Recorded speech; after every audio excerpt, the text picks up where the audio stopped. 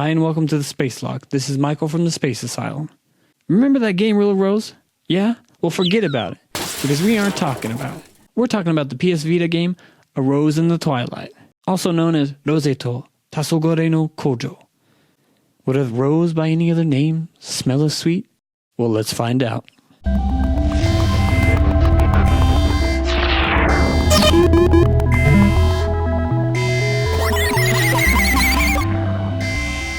Let's start with the story. Or the story might be better. You wake up in an old castle. The title's starting to make sense.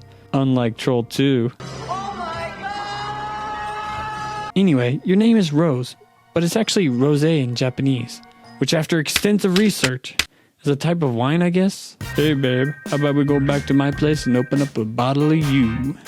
I wonder how many times she's heard that line. Probably not a lot because there's nobody here. This castle's pretty empty of life, it seems. Well, except a few enemies and this other dude hanging in the castle. Kyojin. It's a thing. Got thorns and a spiral. It's basically there to help you get out and do various puzzles. But there's a little backstory with it that I won't spoil for you. You can also pick up and throw rose too. But just be careful because you got a lot of power in those arms. And needless to say, you're gonna spill a whole lot of wine. And just get used to it. And you should probably get used to death and seeing it, because you can bet your pretty little head that your pretty little head's gonna get eaten if you get too close to the enemies in the castle.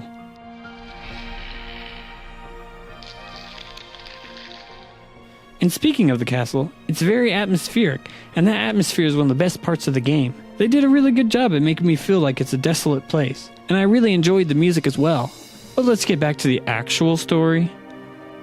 So Rose, she looks pretty normal, right? I could tell you from experience, this gal is pretty normal. Until you see the large rose in her back. So if you can't tell, she's got this rose on her back because she's got the curse of thorns.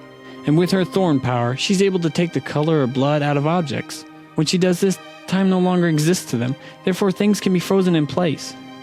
But she's able to put it back and time flows back into them. So red means go and white means stop. Don't show her a stop sign. It would wreck her.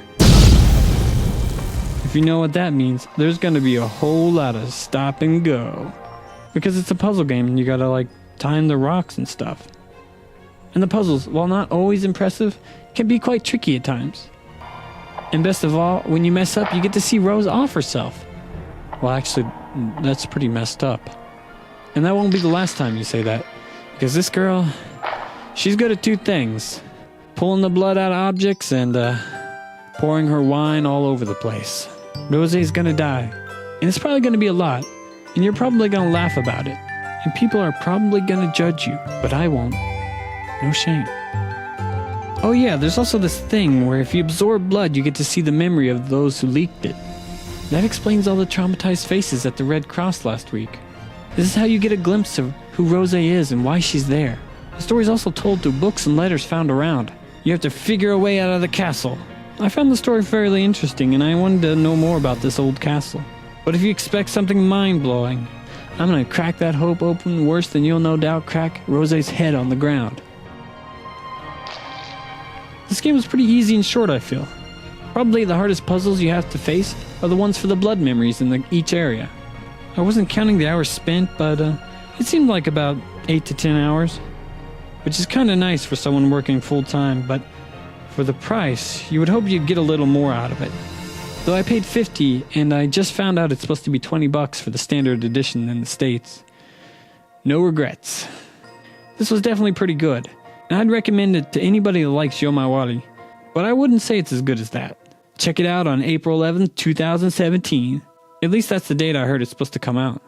Well, I hope you enjoy it. Thanks for watching, and annyeong! Hey guys and gals, it's Ruben from the Space Asylum. Interesting choice of game if I do say so myself. Who would have thought Michael could love a game so much he'd pay double for it? Oh well, until next time, Space Asylots.